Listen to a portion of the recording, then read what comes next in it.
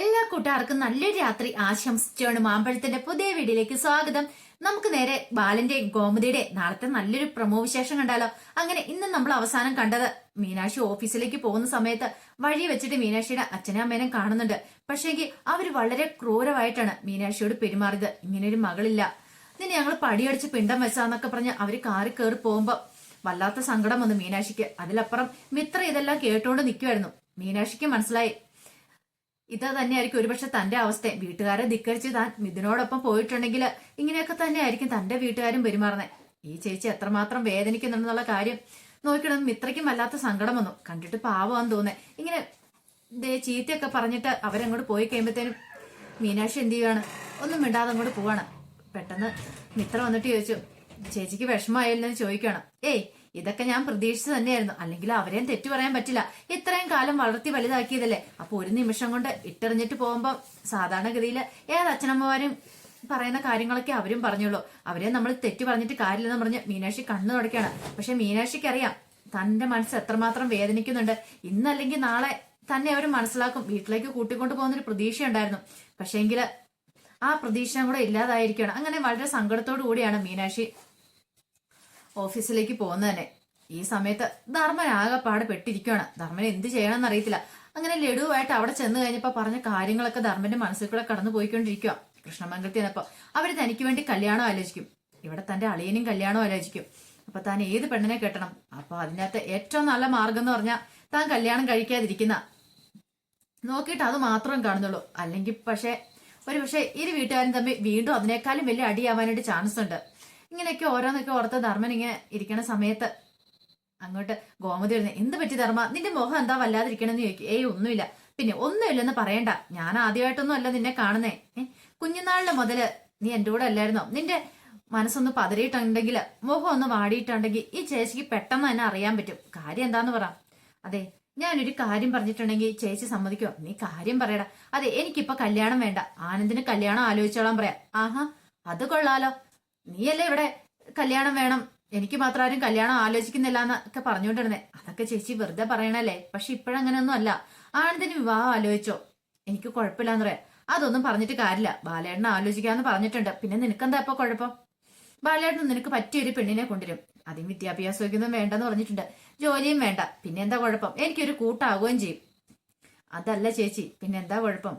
അതെ, ആകെപ്പാടെ പ്രശ്നമാവൂന്ന് പറയാണ്. പിന്നീട് ധർമ്മൻ ആ കാര്യങ്ങൾ തുറന്നു പറയാം. കൃഷ്ണമംഗലത്തിൽ എന്നപ്പം അവിടുന്ന് പറഞ്ഞ കാര്യങ്ങള് അനന്തേട്ടനും അതോടൊപ്പം തന്നെ അച്യുതേട്ടനും കൂടെ എനിക്ക് വിവാഹം ആലോചിക്കുന്ന കാര്യം. അപ്പൊ ഞാനിതിൽ ആരെ കല്യാണം കഴിക്കും? അതിനേക്കാളും ഭേദം ഞാനിവിടെ ഇങ്ങനെ തന്നെ നിൽക്കുന്നതെന്ന് എനിക്ക് തോന്നുന്നേ. രണ്ട് വീട്ടുകാരും തമ്മിലുള്ള ശത്രുതയ്ക്ക് അത് വഴിവെക്കൂന്ന് പറയാം. എന്റെ ചേച്ചിയല്ലേ, ഞാൻ പറഞ്ഞിട്ടുണ്ടെങ്കിൽ ചേച്ചിക്ക് എല്ലാ കാര്യങ്ങളും മനസ്സിലാവില്ലേ? എന്റെ മനസ്സൊന്നും മനസ്സിലാക്ക്. ആഹോ, അപ്പൊ അതാണ് കാര്യമില്ലേ? ഒരു കാര്യം ഞാൻ പറഞ്ഞേക്കാം, ബാലേട്ടന് ഏത് പെൺകുട്ടിയെ കണ്ടുപിടിക്കണോ അതിനെ കല്യാണം കഴിക്കണമെന്ന് പറയാം. ഈ സമയം ധർമ്മം പറഞ്ഞു, എന്താ ചേച്ചി ഇങ്ങനെയൊക്കെ പറയുന്നത്? അളിയനോട് ചേച്ചി പറഞ്ഞത് മനസ്സിലാക്കിയാൽ മതി. ചേച്ചി പറഞ്ഞിട്ടുണ്ടെങ്കിൽ അളിയന് മനസ്സിലാവും. പിന്നെ പ്രശ്നങ്ങളൊന്നും ഉണ്ടാകത്തില്ല. ഈ കാലത്ത് എനിക്ക് നിന്റെ ഒപ്പം നിൽക്കാൻ പറ്റില്ല ധർമ്മ. നീ ഞാൻ പറയുന്നത് കൂടെ അനുസരിച്ചാൽ മതി എന്ന് പറയണം. ധർമ്മന് ആകെപ്പാടെ ടെൻഷനായി. എന്ത് ചെയ്യണമെന്ന് അറിയത്തില്ല. അങ്ങനെ വൈകുന്നേരം മീനാക്ഷി വീട്ടിലേക്ക് വരുവാണ്. മീനാക്ഷി വീട്ടിലേക്ക് വരുമ്പോൾ ആകെപ്പാടെ ധർമ്മസങ്കടത്തിലാണ് മീനാക്ഷി വരുന്നത്. മീനാക്ഷിക്ക് വല്ലാത്തൊരു ബുദ്ധിമുട്ടൊക്കെയാ. ഇത് വഴി വെച്ച് അച്ഛനും അമ്മേനും കണ്ട കാര്യമൊക്കെ ഓർത്തു കഴിഞ്ഞാൽ ഭയങ്കര സങ്കടമൊക്കെ ഉണ്ടായിരുന്നു. അങ്ങനെ അടുക്കളയിലേക്ക് വന്നു കഴിഞ്ഞപ്പോ ഗോമതി അടുക്കളയിലുണ്ട്. ഇന്ന് ഗോമതി ഓരോ ജോലികൾ ചെയ്തോണ്ടിരിക്കുക. മീനാക്ഷി വന്നിട്ട് ഞാൻ സഹായിക്കട്ടെ അമ്മേന്ന് ചോദിക്കേ. വേണ്ടാന്ന് പറയണം. എന്താ ഞാൻ സഹായിച്ചാല്? ഓ, ഇപ്പോഴും എന്നെ മരുമകളായിട്ട് അങ്ങോട്ട് അംഗീകരിക്കാൻ ഭയങ്കര ബുദ്ധിമുട്ടല്ലേന്ന് ചോദിക്കും. അതുകൊണ്ടൊന്നും അല്ല, വേണ്ടാന്ന് പറഞ്ഞാൽ വേണ്ട. ഓ, അങ്ങനെയാണേ വേണ്ട. പക്ഷെങ്കിൽ ഉണ്ടല്ലോ, ഈ അമ്മ എന്നോട് ദേഷ്യപ്പെടുന്ന കാണുമ്പോ അമ്മയുടെ മുഖം കാണാൻ നല്ല ഭംഗിയുണ്ടെന്ന് പറയാ. മീനാക്ഷിക്ക് സോപ്പിട്ട് ഓരോരുത്തരും കയ്യിലെടുക്കാനായിട്ട് ഭയങ്കര കഴിവുണ്ടല്ലോ. ഇത് കേട്ടപ്പം ഗോമതിയുടെ മനസ്സൊന്നും അലിഞ്ഞു. പാവം, ഒരുപക്ഷെ തന്നെ പോലെ തന്നെയാ. ഉള്ളില് സ്നേഹമുണ്ട്, പക്ഷെ അത് പുറത്തേക്ക് പ്രകടിപ്പിക്കാൻ ഒരു മടി. ഇനിയിപ്പോ അതങ്ങാനും കണ്ട് ബാലേട്ടം വന്നിട്ടുണ്ടെങ്കിൽ അതോടുകൂടി കാര്യത്തിനൊരു തീരുമാനമാവെന്നറിയാം. അതുകൊണ്ട് പിന്നെ കൂടുതലൊന്നും പറയാൻ പോയില്ല. പക്ഷേങ്കില് വൈകുന്നേരം ബാലൻ വന്നു കഴിയുമ്പോ ഗോമതി കല്യാണക്കാര്യത്തെ കുറിച്ചൊക്കെ പറയാണ്. ധർമ്മം പറഞ്ഞ കാര്യങ്ങളൊക്കെ എല്ലാം കേട്ട് കഴിഞ്ഞപ്പോ ബാലിന് ദേഷ്യം വന്നു. ബാലൻ പറഞ്ഞു, ഓഹോ, അപ്പൊ അങ്ങനെയാണ് കാര്യങ്ങളല്ലേ. അന്ന് ഒരു കാര്യം ഞാൻ തീരുമാനിച്ചു. അവന്റെ കല്യാണം ഞാൻ തന്നെ ഇവിടെ ദേവമംഗലത്ത് വെച്ച് നല്ല ഗംഭീരമായിട്ട് നടത്തും. നല്ല ഉത്സവം പോലെ നടത്തുമെന്ന് പറയാം. കൃഷ്ണമംഗലംകാർ ഒന്ന് കാണട്ടെ എന്ന് പറയാം. കാരണം അത് ബാലിനൊരു വെല്ലുവിളിയായിട്ട് ഏറ്റെടുത്തു. ഇത് കേട്ട് കഴിഞ്ഞപ്പോ മീനാക്ഷിക്ക് തോന്നി ഇത് മിക്കവാറും അടിയിലെ കലാശിക്കോളൂ. മീനാക്ഷി പെട്ടെന്ന് പറഞ്ഞു, അച്ഛൻ എന്തിനാ ഇങ്ങനെയൊക്കെ പറയണേ? ഒരു പക്ഷേങ്കില് അവര് വിവാഹം ആലോചിക്കണം, ആലോചിക്കട്ടെ, ഒരു നല്ല കാര്യല്ലേ. ഇപ്പൊ ആര് ആലോചിച്ചപ്പോ ഏത് വിവാഹമാണോ നല്ലത്, ഏത് പെൺകുട്ടിയാണോ നല്ലതെന്ന് നോക്കിയിട്ട് അപ്പൊ അതിന് ധർമ്മമാമന് കല്യാണം കഴിപ്പിച്ചു കൊടുത്താൽ പോരെ എന്നൊക്കെ ചോദിക്കുന്നുണ്ട്. പക്ഷെ ഇതങ്ങോട്ട് ഇഷ്ടപ്പെട്ടില്ല ബാലന്. ബാലൻ ഭയങ്കരമായിട്ട് ദേഷ്യപ്പെട്ടു. അതെ, അത് ദേഷ്യപ്പെടുന്ന മീനാക്ഷിയോടായിട്ടല്ല, ആകാശിനോടായിട്ടാ. അത് നിന്റെ ഭാര്യനെ പറഞ്ഞ് നീ പഠിപ്പിച്ചു വെച്ചണം, ആരോട് എങ്ങനെ പെരുമാറുന്നൊക്കെ. മൂത്തവരോട് പറയുമ്പോ എങ്ങനെയൊക്കെ പെരുമാറണം എന്നുള്ള പറഞ്ഞു കേട്ടല്ലോ.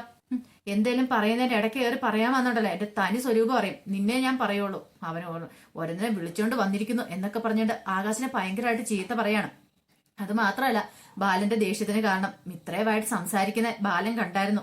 അത് കണ്ടപ്പം മുതല് ബാലന്റെ മനസ്സിൽ ഇങ്ങനെ വല്ലാത്തൊരു ഇത് കയറി കിടക്കും. അതായത് ഈ കുടുംബക്കാർ ഇതുവരെയായിട്ട് അവരുമായിട്ട് യാതൊരു ടച്ചിനും പോകുന്നില്ല, പിന്നെ എന്തിനാണ് ഇന്നലെ കയറി വന്ന് ഇവള് ആ മിത്രയോട് സംസാരിക്കാൻ പോകുന്നത്. അപ്പൊ അതിന്റെ ദേഷ്യം കൂടെ ഉണ്ടായിരുന്നു.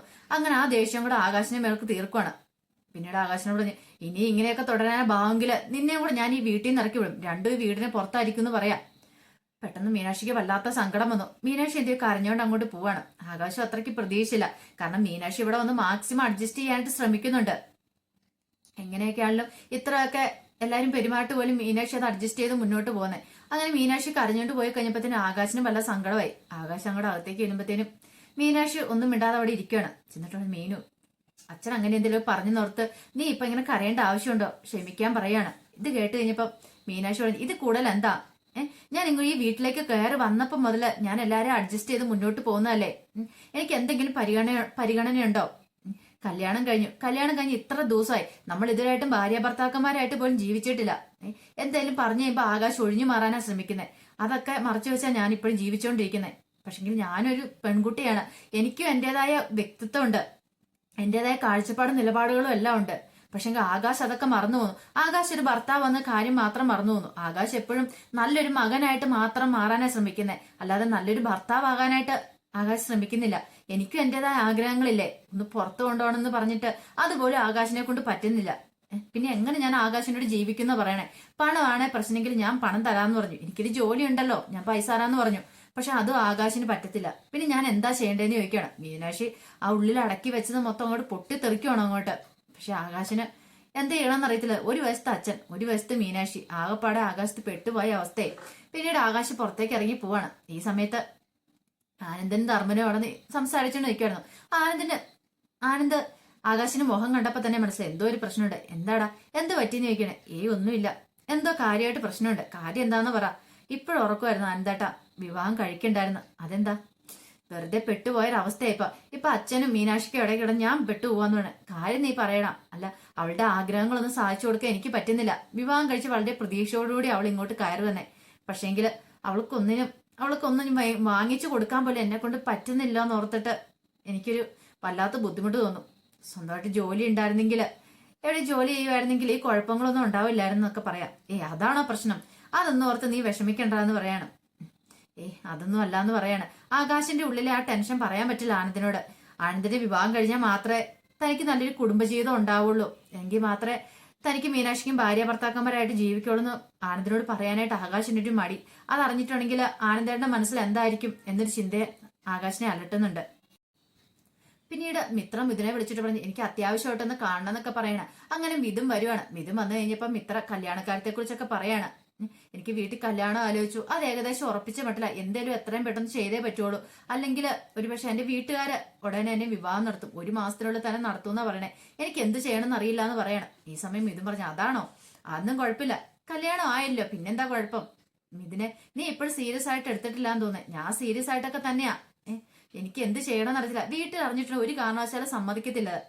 എന്റെ അപ്പച്ചി ഇറങ്ങിപ്പോയിട്ട് ഇത്രയും കാലമായിട്ടും അവരുമായിട്ടൊന്നും അടുത്തിട്ട് പോലുമില്ല. അങ്ങനെയാണെങ്കിൽ ഞാനും കൂടെ ഇറങ്ങിപ്പോയെന്ന് അറിഞ്ഞാൽ എന്റെ അച്ഛനും അമ്മയെ സഹിക്കത്ത് പോലുമില്ല. അതുകൊണ്ട് എനിക്കറിയത്തില്ല, നീയായിട്ട് ഒരു തീരുമാനം എടുക്കണം, നീ വീട്ടിൽ വന്ന് ചോദിക്കണം എന്നൊക്കെ പറയാം. മിഥുൻ പറഞ്ഞു, ഞാനൊന്ന് ആലോചിക്കട്ടെ. പക്ഷെ വീട്ടിൽ വന്ന് ആലോചിച്ച് കഴിയുമ്പോൾ അവര് സമ്മതിച്ചില്ല എന്ത് ചെയ്യുമെന്ന് ചോദിക്കുക. സമ്മതിച്ചില്ലേ അപ്പം തീരുമാനിക്കാം, അത് അപ്പോഴത്തെ കാര്യമല്ലേ എന്നൊക്കെ പറയുന്നുണ്ട്. അപ്പൊ അതിന്റെ വിശേഷങ്ങളൊക്കെയാണ് നാളെ നമ്മൾ കാണാൻ പോകുന്നത്. ആ വിശേഷങ്ങളൊക്കെ നമുക്ക് എല്ലാവർക്കും കാത്തിരിക്കാം കേട്ടോ. ഒരിക്കൽ കൂടി എല്ലാവർക്കും നല്ലൊരു രാത്രി ആശംസിച്ചുകൊണ്ട് നിർത്തുന്നു. നന്ദി.